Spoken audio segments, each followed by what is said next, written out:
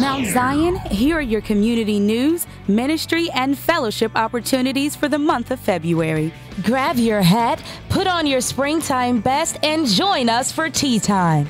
This event of the season, hosted by the Drs. Joseph and Stephanie Walker Foundation, will take place at the Hermitage Hotel, Saturday, March 17, 2012, from 2:30 p.m. to 4:30 p.m. Tea Time will feature an assortment of fine teas, great food, live music by the acclaimed Nashville Suzuki Players, a silent auction, and the Mad Hatter contest for the best hat. Items up for grab at the auction include decorated and autographed ceramic eggs by an array of legendary personalities, such as Bill Cosby, Carrie Underwood, Louis Gossett Jr., Chris Johnson, and William Lee Golden, to name a few, as well as luxurious gift baskets from renowned spas, prestigious golf courses, and specialty boutiques. Please RSVP by February 15th. Seating is limited. For more information, please go to www.josephwalker3.org. The 5th Annual Literary Luncheon, hosted by the Nashville chapter of Les Gems, Inc., will feature the authors Dr. Joseph and Stephanie Walker III and Eddie and Tamara George on Saturday, February 25th, 2012. This event will be held at the Franklin Marriott Cool Springs on 700 Cool Springs Boulevard. If you would like to attend, tickets are $50 and can be purchased at College Crib or 760 AM The Gospel. Ministry Roll kicks off today after each worship service. This month will feature outreach ministries including evangelism, prison, and the college ministry. Ministry volunteers will be available for activities and ways you can get involved. I, the Lord, have called you in righteousness. I will take hold of your hand. I will make you to be a covenant for the people and light for the Gentiles, to open eyes that are blind, and to free captives from prison, and to release from the dungeon those who sit in darkness. A scholar, a friend, a leader called by God. Our pastor, Bishop Joseph Warren Walker III, a Renaissance man of God. Did you know Rosalind Brewer is the first woman and first African-American CEO of Walmart Stores, Inc., the world's biggest retailer?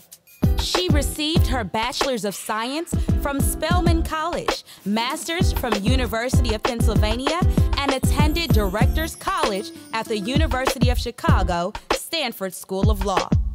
Brewer is the recipient of the Spelman College Legacy of Leadership Award and has been honored by Fortune magazine as the number 35 of 50 most powerful women in business in 2010.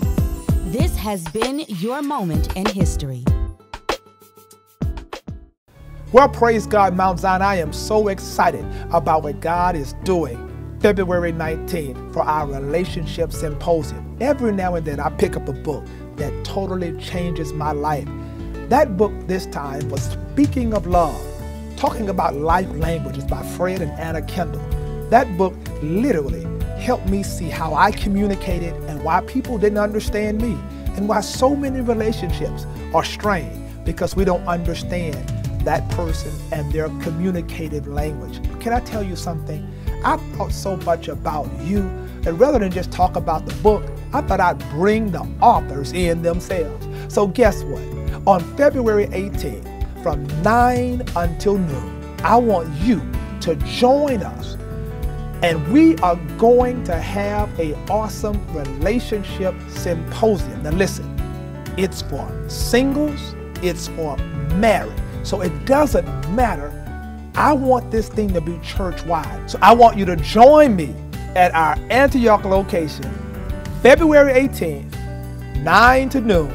Let's come out for the Relationship Symposium. Y'all, trust your pastor on this one. It's going to change your life. God bless you.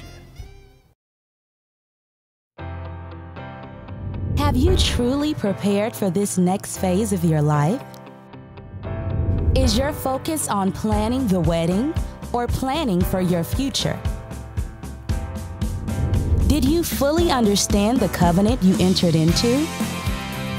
Join us for the entire month of February as Bishop Walker teaches on core principles of marriage, being in a relationship, and being the man or woman God has called you to be.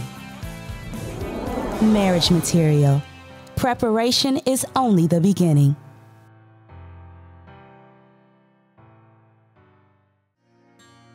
This is an amazing story.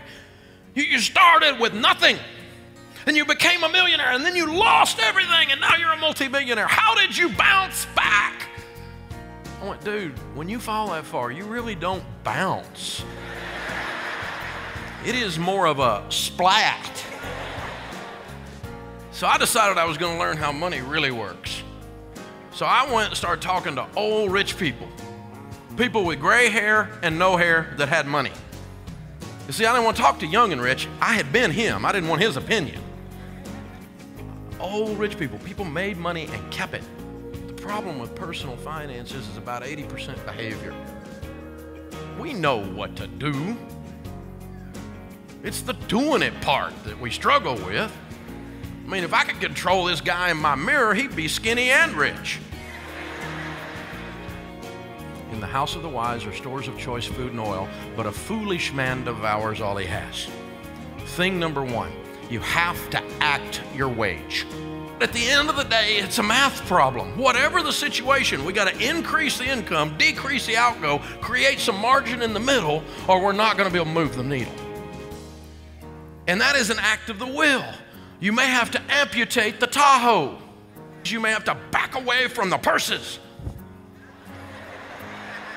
We got to have this level of diligence, this sense of our part to play in this is I'm going to make this money behave, not just so I can pay my bills, not so I can build wealth, not even so I can change my family tree. I'm going to make this money behave because, Jesus, this is your money and I'm managing it for you, and I want you to be proud of me. There are many people who have made this declaration in your life. I'm over it. I'm done with it. Find yourself reverting back to old behaviors, going back to old people. And so we got to help you put this thing in proper context so you can truly be over certain things that can prevent you from receiving what God has for your life. God said, you forgive so you don't empower them. Because as long as you have unforgiveness in your spirit, they have power over you. What do you mean? They have control. Because what happens? Here you are at a black tie event, you all sharp, you just there to have a good time, and you just there, you walk in like, oh, this is so beautiful, I'm having a good time, and then you see that person, and all of a sudden, everything inside of you changed, and now they have authority over you. And now you ready to go home.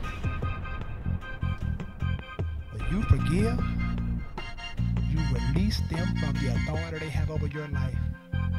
I've learned how to forgive people by thanking them.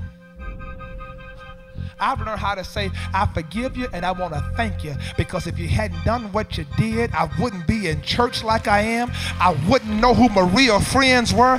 Some of y'all have even stretched it even further. Some of y'all even thanked some of the people they date now. I just want to thank you for taking them. I ain't lying. No, I'm just kidding. No, don't do that.